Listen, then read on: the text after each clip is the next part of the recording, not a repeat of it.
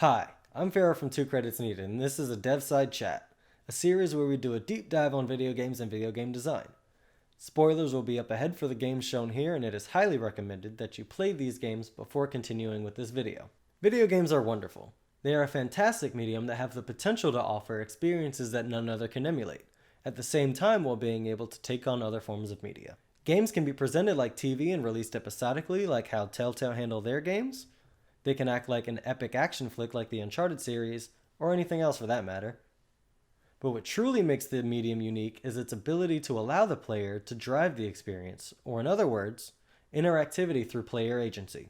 Creating truly meaningful interactivity, however, has been proven to be a very difficult task for the industry for quite some time now. On one extreme of the interactivity spectrum, we've got highly scripted games like the games Naughty Dog are incredibly famous for. Let's take Uncharted 4 for example. Very little power is given to the player in the form of choice in exchange for, well, just watch. See those crazy ass stunts? By restricting the options the player has to virtually none, with the exception of refusing to play along resulting in death, Naughty Dog is able to provide a tight, action-packed sequence that a player can actually play through. Gone are the days of forcing intense action through cutscenes and cutscenes only. I'm looking at you, Final Fantasy VII. While these action sequences are really cool to look at, the lack of control of the situation may turn some gamers off though. Want to try every last one of these guys before continuing? No, you're not going to hit them. How about these goons over here? Good luck, have fun, it's not going to work out for you. One word of advice, run. And run as fast as you can because that's all you can do. On the other extreme, we've got Bethesda Game Studios games. You know, like the Elder Scrolls and Fallout series.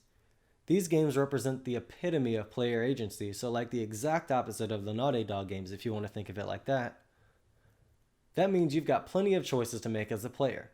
We'll take Fallout 4 as our example here. You're immediately thrust into the world of Boston or the Commonwealth or whatever you want to call it. But do you want to play as a man or as a woman? Do you want to be an asshole or a yes man? And do you want to side with the Black Paul Revere or the wannabe Buzz Lightyear? These kind of gameplay decisions can be highly addicting and go on for well upwards of 100 hours. But this type of game also has a major flaw. After dozens of hours of flipping houses, shooting old ladies, and just looking fantastic, it's easy to forget what the actual... Wait. What was I supposed to be? Oh, that's right. My son. I've got to find him. As soon as I find a couple more coffee mugs. So in Fallout 4, it's clear to see where the ultimate freedom is given to the player. It comes at the expense of being able to tell a tight, meaningful story. Between the two extremes spearheaded by Uncharted and Fallout lie the vast majority of the rest of the gaming landscape. And that's where we'll find the next games for our case study. One series that does an excellent job of allowing the player to drive their own narrative experience is Telltale's The Walking Dead game series. Yes, I'm familiar with the fact that it doesn't matter story-wise if you choose to save Sean or Duck, but hear me out. Although the events following these major decisions are virtually identical at first, the illusion of choice shields the player from even noticing. The illusion is pushed even further later on with your relationship with Kenny in particular. One change that can be made to drastically improve the system, though, assuming Telltale will ever change their damn engine, would be the elimination of the on-screen prompts. Going back to the Duck and Sean incident, what if instead of pressing square or maybe triangle to make your decision, what if the player is given full autonomy of the situation? By either moving lead towards one character or the other, the player would be making the exact same decision with the exact same consequences, but at this time, it's much more engaging because of the factor of the implicit player agency. This could also include a scenario where the player makes the decision to yell for help, or maybe the player is even paralyzed and the hesitation is read as a decision by the player through indecision. Now, this system may take away from the game's accessibility, but it's just food for thought. Another game that handles player interaction well is Shadow of Mordor. While the main narrative of Shadow of Mordor itself really isn't all that praiseworthy, Monolith Productions was able to create what they call the Nemesis system. And this system is where Shadow of Mordor shines. The Nemesis system allows the player to interact with randomly generated powerful-ish enemies that are scattered about Mordor in lieu of the scripted boss battles preferred by many other titles in the genre. The crazy thing about these enemies, though, is that they all seem to have some sort of personal history with the player. Maybe the player was killed by one, or ran away and fought him again. He'll reflect that fact in the next battle and remind the player of the score that needs to be settled.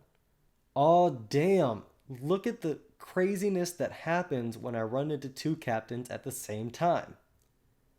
Maybe if one of them kills me, they can rise up the ranks and become a war chief later on down the line.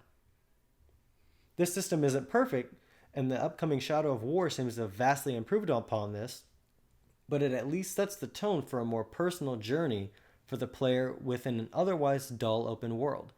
It's actually a shame that we don't see more games using implicit storytelling systems like this, because sure enough, when this game came out, I thought it would change everything.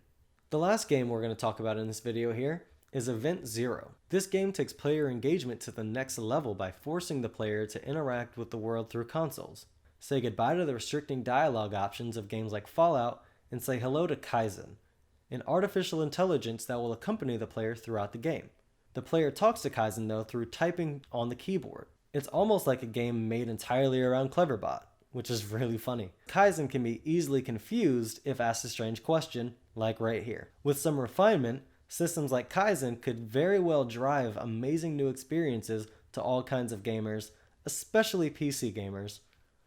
Sorry console peasants.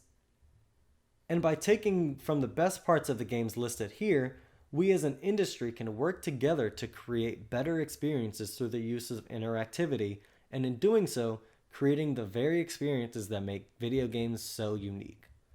Thanks for watching a DevSide chat.